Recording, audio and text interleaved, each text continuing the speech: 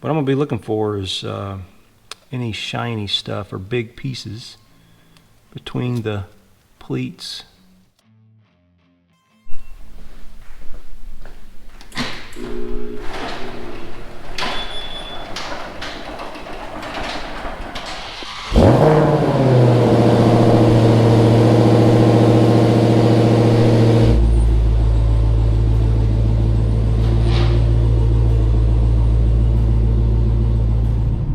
Hey Speedy's Garage gang, welcome back to the Speedy's Garage YouTube channel. For today, I'm going to focus on getting the Demon ready for its first track day. So I'm going to take it out. I'm coming up on 1,000 miles on it now, and I like to do a couple of break-in oil changes on a new motor. This will be the first break-in oil change on the car. And I'm curious about, what do you guys do? Do you guys change the oil when it's cold and the car has been setting? I've heard some people, you know, the theory is that all the oil drains out of the valve train and gets in the oil pan, and people think you drain it better that way. I believe the manual states you're supposed to have the oil up to operating temperature, so I like to go for a short drive and get the oil warm up to operating temperature, and then I'll pull it up on the ramps to do the oil change and let it set for a few minutes so it's not, you know, scalding hot. And I'll start prepping the tools and everything, getting all of that ready while the engine sort of cools off a little bit before I actually drain the oil. I'm looking at the gauges now, and I'm up to 132 degrees oil temp, so that's pretty close. I'll turn around here in a second and head back to the shop. But I'm curious what you guys do. Leave me a comment below. Do you change the oil cold after the car's been setting for a while and all the oil's in the oil pan, or do you warm the car up and do it at operating temp? All right, right at 1,018 miles, it's a good time to do the first oil change, and the oil temp is at 192 degrees. I think we're ready. I always like to let the car set about 5 minutes after I get back, and then I check the oil. And something I've noticed, I don't know if I mentioned this before to you guys, but there are the hash marks, let's see, right here. I don't know if you can see those or not. That's where the hash marks are for full on your oil level, and my dipstick shows oil way up here. So that's at least a quart overfilled. I don't know why they did that. I did some checking around. It sounds like all of them are this way. I don't know if they were worried it was going to use a little bit of oil, but in 1,000 miles, mine hasn't used any.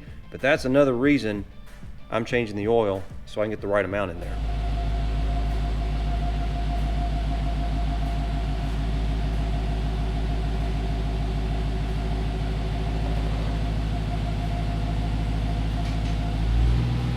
Here's the oil I'm going to use. It is the Pennzoil Ultra Platinum Full Synthetic 0W40 and the Mopar SRT oil filter. I'll show you this. It's a little bit different than the regular filter. The SRT one is white instead of black, and it's supposed to flow a little better and filter a little better. Does it?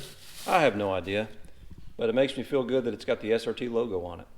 Now, I think I showed you guys this before, but all Demon 170s appear to be missing a small clip like they have over there to hold this washer line. So I'll show you a part I picked up for that. And this was something that was a pet peeve of mine on the Hellcat. You notice you get bright pedal covers for the gas and the brake, but they left out the parking brake cover. There's actually a part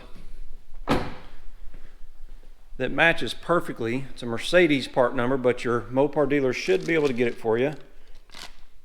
There's the part number. Let you see that.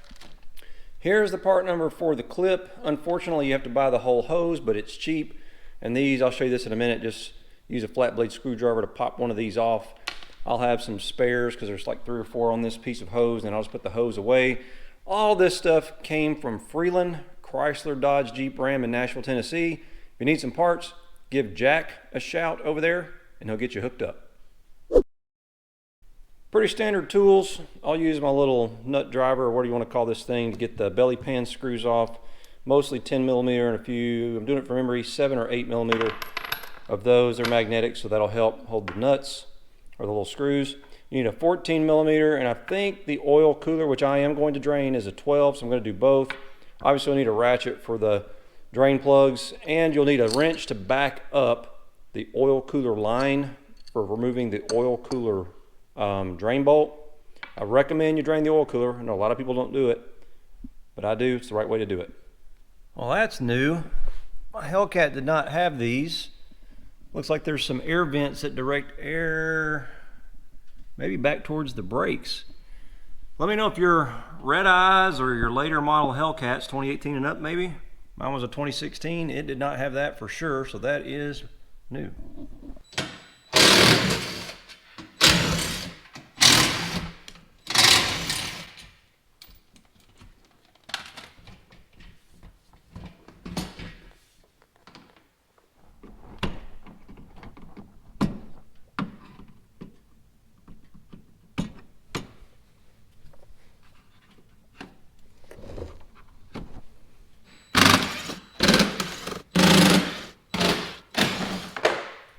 There are all kinds of little plastic clips, and these are 7mm screws like I remembered to get the air dams off so I can get to the oil cooler primarily. The rear splash shield bolts are 10mm, pretty straightforward. Not too bad. Again, I highly recommend you take the extra 5 minutes. That's all it took to get that front air dam off so that you can drain the oil cooler. And one of these is super handy for those little plastic push pins. I'll leave a link in the description if you need one. I may have said this drain bolt was a 14mm. It's actually 13 on this car.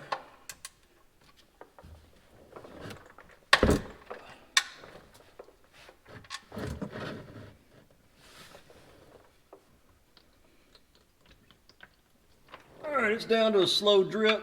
We'll go ahead and put the oil drain bolt back in. Wipe everything up real quick. And then the torque on this bolt is 20 foot-pounds.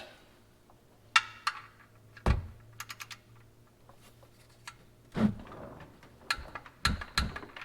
it. For the oil cooler, it's got a flat on it, so you want to get a supporting wrench on there like I mentioned before. I don't know what size I said this was, but it is a 15. Ooh, that was actually not very tight. Not a good sign. Glad I'm changing this before I go to the track. That should have been tighter than that. I don't think that was 20 foot-pounds. There we go. And while the oil cooler drains, I'm going to prepare the filter. If I'm able, and the filter's mounted in a orientation where I can put a little oil in it without it making a huge mess when I install it, I like to put a little bit of oil in the filter just so it's got some in it when the car first fires up. So that's what I'm going to do. I'll take a little bit of this oil that's gotten on the edge here and condition the gasket. And it's a good time to clean up these splash shields too.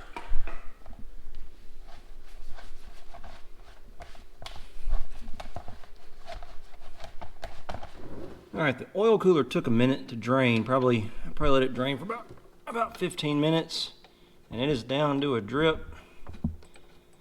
Just going to put the drain bolt back in, and the torque spec for this oil cooler drain bolt is also 20 foot-pounds. If I can get the torque wrench on there. There we go.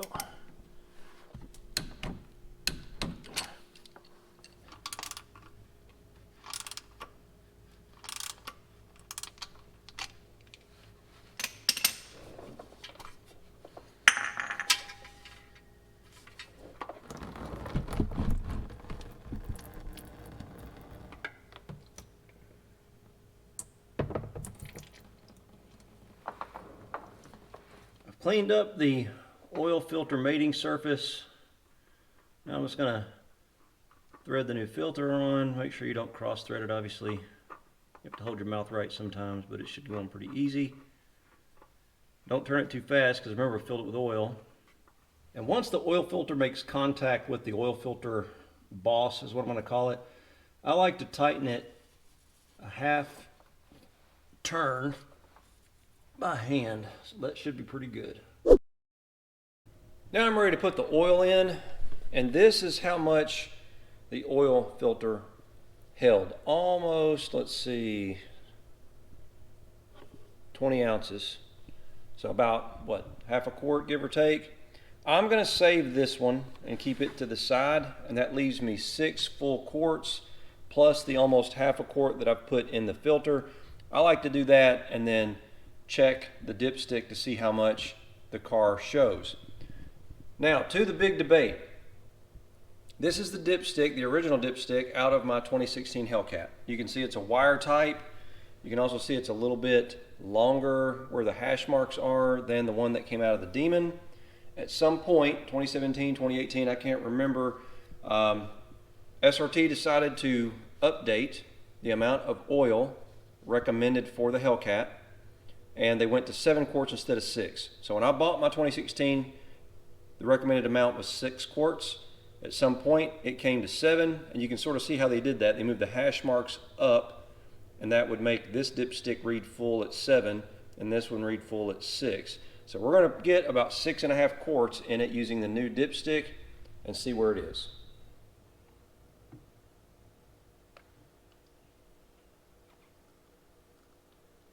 So I got the, call it roughly 6.5 quarts of oil put in, and I always like to fire the car up just briefly. Number one, make sure the oil pressure light goes off, but number two, it gives me a chance to sort of check for any leaks.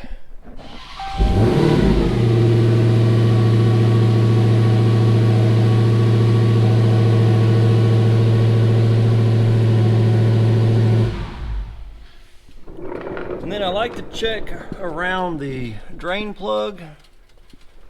Nothing there. Around the oil cooler drain plug.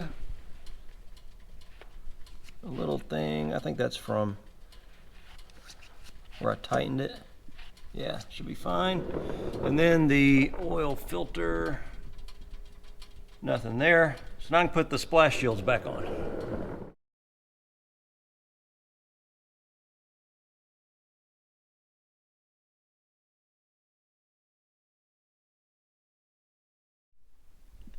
Well, I unlocked the little clip off of this hose, and it's just, you can see kind of how it goes together. It's just a little snap clip. Whoops, try to show you.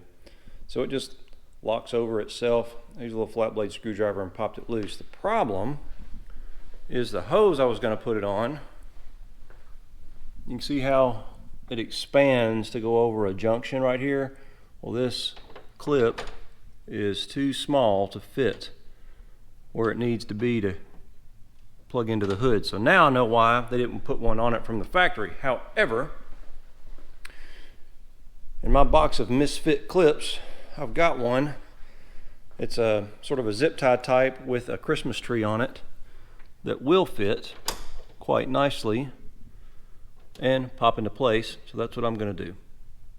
And voila, looks like factory.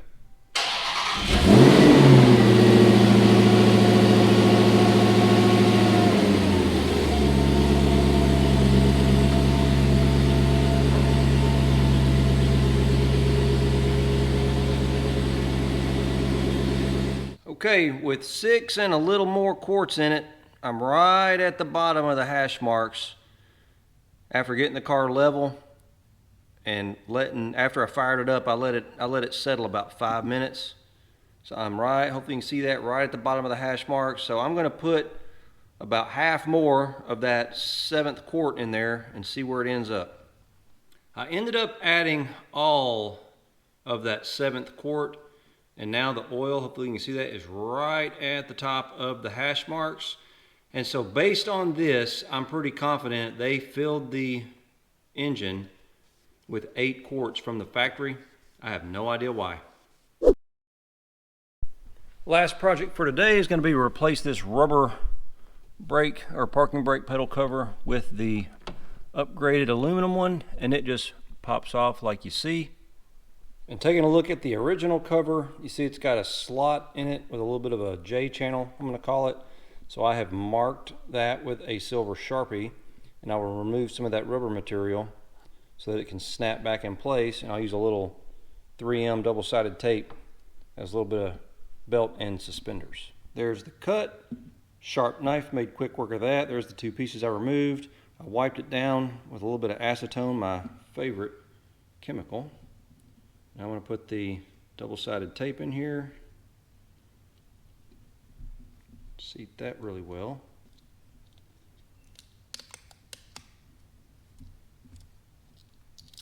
Make sure that's good and seated. It's ready to install. There it is. And isn't that how it should have come? I mean, I have no idea why they did bright pedals on the gas pedal and the brake, but not the parking brake, and now it matches. I'm going to cut the oil filter open just to have a peek at it. And I picked up this pretty inexpensive oil filter cutter. I'll leave a link in the description of this one, but what you want to look for is a pretty thick rod. This one's anodized aluminum, and you want to make sure it has a replacement blade. It just uses a pipe cutting blade, so you want to make sure that that's easily replaceable if you pick one of these out. Again, I'll leave a link to this one, and we're just going to cut this open and have a peek at it.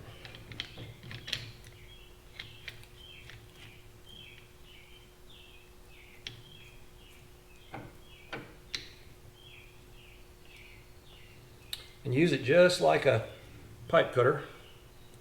As you go around, just give it a little twist to tighten it.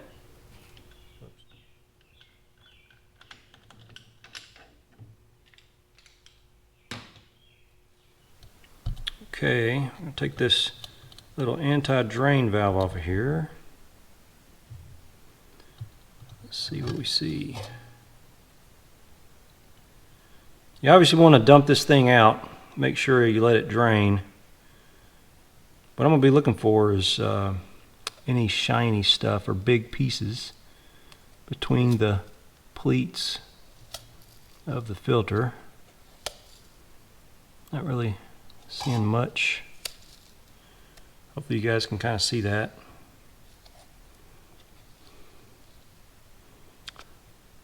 Once we kind of get a look at this,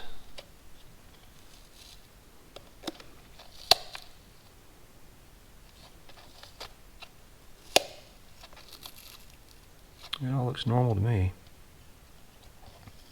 Take this metal spring out. Have a look at it. I do see a little bit of material on that.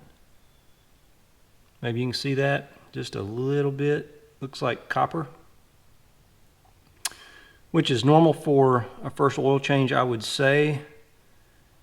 They use a lot of gasket maker and other products that contain material that looks like that. I would expect if you sent this into one of the oil analyzers, they would say wear metal, which is normal for break-in. On my Hellcat, it actually took 10,000 miles before they said the break-in material or metals had washed out. It's kind of the term they use. Set this over here. Now I want to look in the bottom of the oil filter itself. See if we see anything really weird. Can you see in there? So I see a little bit, again, it's mostly copper color stuff. And I would say that is pretty normal break-in wear. I don't see anything crazy, no big pieces.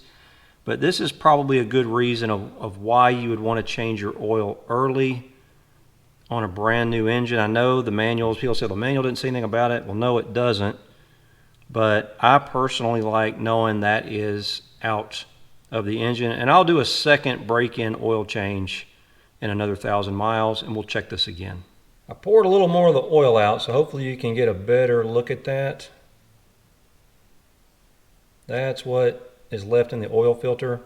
And I would say the oil filter is doing its job. These are rated in microns, and they'll filter out things down to 100 micron or 80 micron or whatever the rating is. And here's the part number on the oil filter that came on the Demon 170. There it is. So this is the factory filter. And there is what is in the oil filter at 1,000 miles. Again, I'm going to check it again. I believe that's normal. Oil pressure and everything looks normal in the logs and on the dash. So I think we're good to go. But I am going to check it again just to make sure. All right, so first break-in oil change done. We've got the right amount of oil in the car. You know, I don't know about all these people that just jumped and ran straight to the track without checking this stuff. I probably wouldn't have wanted to run the car very hard with it being overfilled by about a quart of oil. Leave me a comment, let me know what you think about that. Now we've got the right amount in it. A couple of other small projects complete. The little hose now has a clip like it should have had, and we fixed the parking brake cable. So now we're ready. I got to put a few more miles on the car. They do stipulate in the manual not to take it to the track until you're at 1,500 miles. I'm at 1,018 like you saw, so I've got, you know, what, 482 miles to go, and I'm ready to let her rip. That'll be next, so be sure to subscribe if you haven't already. We're gonna see how this car compares to old Go Man Go. If it can beat a 9.6, which it should do easily, I'll be pretty happy. I'm not chasing 890s or trying to beat the Dodge record that they set. I optioned this car to be a very nice driver, but still a very fast car. So I'm not chasing a number. I just want to find out what this car will do in its configuration at my local track, and that's next. Be sure to give the video a thumbs up if you liked it, and I hope you did. Be sure to check us out on Instagram. It's at Speedies_garage, as well as the website, www.speediesgarage.net, and hopefully I'll see you out there.